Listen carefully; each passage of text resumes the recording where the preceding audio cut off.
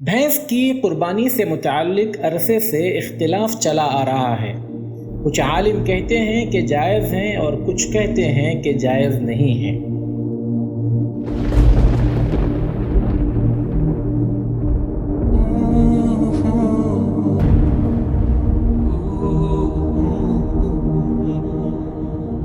بسم اللہ الرحمن الرحیم، الحمد للہ وحدہ والصلاة والسلام علی من لا نبی بعد وبعد۔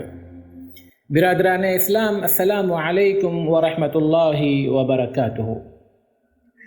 شیخ الحدیث علامہ عبید اللہ رحمانی مبارک پوری رحمۃ اللہ علیہ سے ایک سوال کیا گیا۔ سوال کا نص یہ ہے: بھینس کی قربانی سے متعلق عرصے سے اختلاف چلا آ رہا ہے۔ کچھ عالم کہتے ہیں کہ جائز ہیں اور کچھ کہتے ہیں کہ جائز نہیں ہیں۔ اس کے جواب میں علامہ شیخ الحدیث فرماتے ہیں، جواب اس طرح ہے: بھینس کی قربانی بلا تردد جائز اور درست ہے۔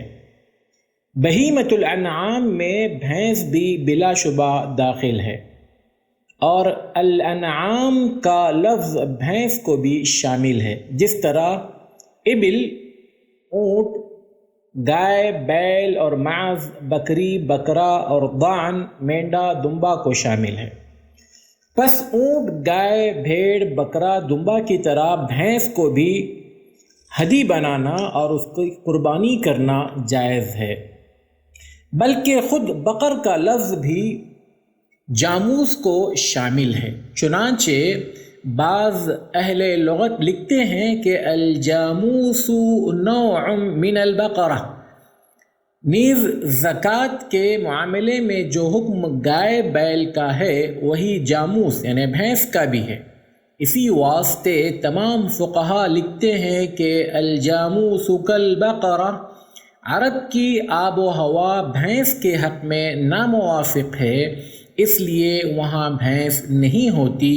اسی وجہ سے حضرت صلی اللہ علیہ وسلم اور صحابہ کرام سے بھینس کی قربانی ثابت اور منقول نہیں ہے، لیکن بھینس کی قربانی جائز ہونے کے باوجود اولا و افضل اونٹ یا گائے، بشرطے کہ موجودہ قانونی رکاوٹ نہ ہو، یا بھیڑ بکرے دمبے کی قربانی ہے، کیونکہ ان جانوروں کی قربانی کرنی آپ صلی اللہ علیہ وسلم سے اور صحابہ کرام رضوان اللہ علیہم اجمعین سے صراحتاً عملاً منقول و ثابت ہے، اور ان کی قربانی کے بارے میں کسی کا اختلاف نہیں ہے۔